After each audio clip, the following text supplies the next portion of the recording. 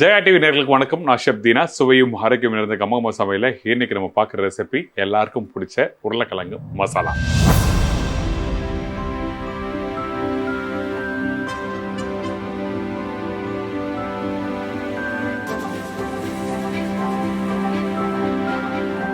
இந்த உருளைக்கிழங்கு மசாலா என்னோட ஸ்டைலில் பண்ண போகிறேன். நார்மலாக உருளைக்கிழங்கு மசாலா பண்ணும்போது சில பேர் வெங்காயம் தக்காளிலாம் போடுவீங்க, இல்லை சில பேர் வெங்காயம் மட்டும் போடுவீங்க. ஆனால் இன்றைக்கி அப்படி இல்லை.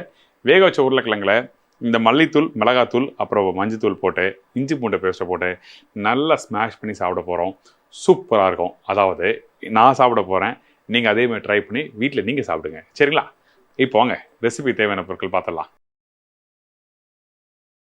உருளைக்கிழங்கு மசாலாவுக்கு தேவையான பொருட்கள்: வேக வச்ச உருளைக்கிழங்கு 2 நம்பர், காஞ்ச மிளகா 2, கருவேப்பிலை தாளிப்புக்கு, கொத்தமல்லி சிறிதளவு, இஞ்சி பூண்டு பேஸ்ட் 1 டீஸ்பூன், மஞ்சத்தூள் சிறிதளவு, மிளகாத்தூள் 1/4 டீஸ்பூன், மல்லித்தூள் 1/2 டீஸ்பூன், கடுகு தாளிப்புக்கு தேவையான அளவு, உப்பு சிறிதளவு, நல்லெண்ணெய் தாளிப்புக்கு தேவையான அளவு. இப்போது இந்த ரெசிபிக்கு தேவையான பொருட்கள்லாம் பார்த்துருப்பீங்க. என்னென்ன தேவை, எவ்வளோ போடணும், எப்படி பண்ணணும்னு சொல்லிட்டு தெரிஞ்சிருக்கோம். இதுக்கப்புறம் இன்னொரு முக்கியமான விஷயம் பார்த்தீங்கன்னா, இந்த உருளைக்கிழங்கு தலைவரை நம்ம என்ன பண்ணுறோன்னா, இந்த உருளைக்கிழங்கு, அதாவது தலைவர்னா உருளைக்கிழங்கு, இந்த டிஷ்ஷுக்கு மெயின் இன்க்ரீடியன்ஸு. ஸோ இவரை நல்லா வேக வச்சு தோல் எடுத்து வச்சுருக்கோம். நீங்கள் சில பேர் என்ன பண்ணுவீங்க, அந்த பொடிசு பொடிசாக கட் பண்ணி போட்டு பண்ணியிருப்பீங்க. அதோட இது நல்லா சூப்பராக இருக்கும். அதே டைமில் இந்த இடத்துல இந்த ரெசிபிக்கு கொஞ்சம் நல்லெண்ணெய் ஊற்றிருக்கேன். நல்லெண்ணெய் வாசம் நல்லா கொடுக்கும். ஸோ அதனால் நல்லெண்ணெய் கொடுத்துருக்கேன். இந்த டேஸ்ட் நல்லாயிருக்கும். ஸோ இதுக்கப்புறம் நம்ம என்ன பண்ணுறோம், இந்த கடுகு போடுறோம். இந்த கடுகு தாளிப்புக்கு ஏற்ற மாதிரி கொஞ்சமாக அப்படியே கடுகு அப்படியே தாராளமாக போட வேண்டாம், கொஞ்சமாக போடுங்க. அப்படியே அந்த மசாலா ரெடி ஆன உடனே நம்ம அப்படி பார்க்கும்போது அந்த கடுகு தெரியணும். அதே டைமில் அந்த கடுகு நல்லா பொரிட்டோம். நெக்ஸ்ட் காஞ்ச மிளகாய், கருவேப்பிலை எப்போ போல தாளி போட்டு இஞ்சி பூண்டு பேஸ்ட்டு போட்டு லைட்டாக வதக்கிட்டு தான் இந்த பொடி மசாலாவை போடணும். நல்லா புரிஞ்சுக்குங்க, இஞ்சி பூண்டு பேஸ்ட்டு போட்டு தான் நம்ம பொடி மசாலா போடணும். ஏன்னா அந்த இஞ்சி பூண்டு அந்த பேஸ்ட்டு போட்ட பிறகு அந்த வாசம் நல்லா கமகமுன்னு கொடுக்கும். ஸோ அதெல்லாம் ஃபஸ்ட் இஞ்சி பூண்டு பேஸ்ட் போடுறோம்.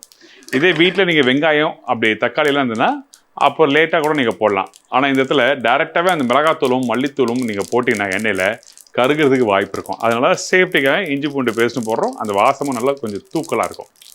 இப்போ இந்த கடுகு நல்லா பொரிஞ்சு வருது. இந்த டைமில் கொஞ்சம் அடுப்போட ஃப்ளேமை கம்மி பண்ணிட்டு இந்த இஞ்சி பூண்டு பேஸ்ட்டு, இதுக்கப்புறம் 2 மிளகாய், இதுக்கப்புறம் கொஞ்சம் அந்த பச்சை கருவேப்பிலை இதெல்லாம் போட்டு அந்த எண்ணெயிலேயே அந்த தாளிப்பை நல்லா வதக்குறோம். வதக்கிட்டு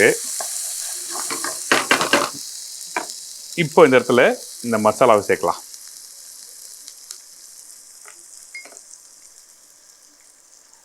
அதாவது மல்லித்தூள், மிளகாத்தூள், கொஞ்சம் மஞ்சத்தூள், இதுக்கப்புறம் உப்பு.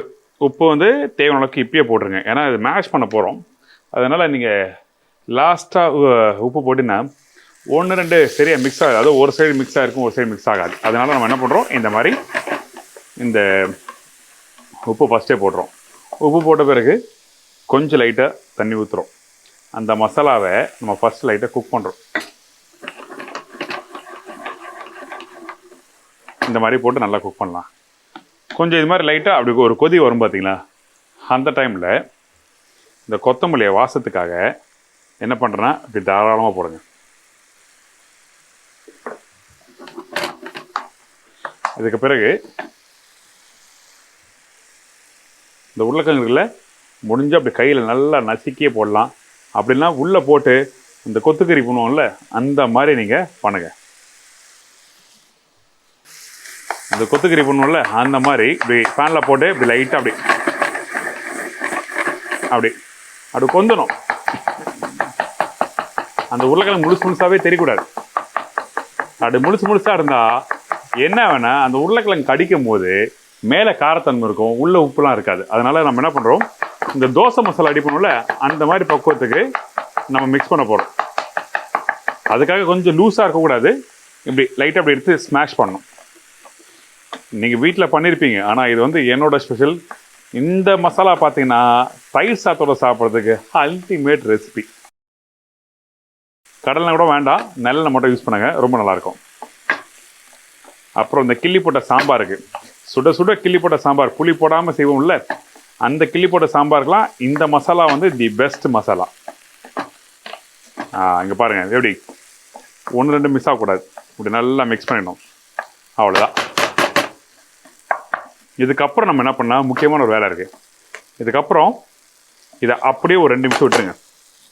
விடும் போது என்ன ஆகுனா கீழே பேஸ் வந்து கொஞ்சம் லைட்டாக வெந்தணும், கொஞ்சம் முருளாகும். அதுக்கப்புறம் திருப்பியும் இப்படி திருப்பணும். இந்த மாதிரி ஒரு 2 நிமிஷம் அப்படியே விட்டு 2 நிமிஷம் இல்லை, ஒரு நிமிஷம் விட்டு நீங்கள் திருப்பும் போது அந்த மசாலா நல்லா வந்து வரும். அந்த கொஞ்சம் லைட்டாக முருளாக இருக்கும். நீங்கள் சுடு சாப்பிட்றதுக்கு தி பெஸ்ட்டாக இருக்கும். இந்த மசாலா வச்சு நீங்கள் சாண்ட்விச் பண்ணலாம், இல்லை சப்பாத்திக்கு ரோல் பண்ணிக்கலாம், இல்லை நீங்கள் லைக் ஒரு ஒரு மல்டி பர்பஸ் யூஸ் பண்ணலாம். ரைஸோட சாப்பிட்லாம், இல்லை ஒரு தோசையோட உள்ளே வச்சு நீங்கள் பேக் பண்ணி எடுத்துன்னு போயிடலாம். இதுக்காக சட்னி அரைக்கணும், மசாலா அரைக்கணும், தொட்டு சாப்பிட்றது கஷ்டமாக இருக்குது, எனக்கு மீட்டிங் போகணும், இல்லை நான் ட்ராவல் பண்ணணும், இந்த மாதிரி டைம்லாம் இதெல்லாம் தி பெஸ்ட்டான ஒரு ப்ரிப்ரேஷனாக இருக்கும். ரெடி ஆகிடுச்சு. இப்போது பாருங்கள், அப்படி உங்களுக்கு பார்க்கும்போது தெரியுதா தெரியல, லைட்டாக அந்த கலர் மாறும்.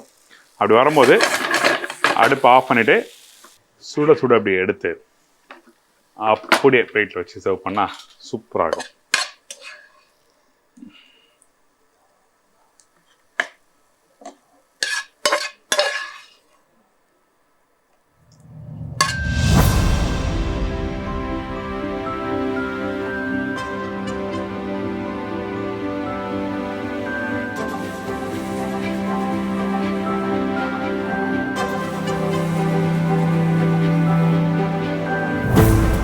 இதுக்கு மிஞ்சின ப்ரிப்பரேஷன் எதுவுமே இல்லை. அடித்து சொல்லுவேன், ஆணித்தரமாக சொல்லுவேன், அந்தளவுக்கு தி பெஸ்ட் ரெசிபி. ஏன்னா நீங்கள் அப்படி கையில் எடுத்து அப்படி எடுக்கும் போதே உருண்டையாக வரும். அப்படி எடுத்து சாப்பிட்டீங்கன்னா சாப்பிட்டே இருக்கலாம். சுட சாப்பிடுங்க, என்ஜாய் பண்ணுங்கள் ஜாலியாக ஃபேமிலியோட. இதே மாதிரி நான் இன்னொரு நாள் ஒரு புது ரெசிபி சந்திக்கிறேன். நன்றி, வணக்கம். See you, bye, take care.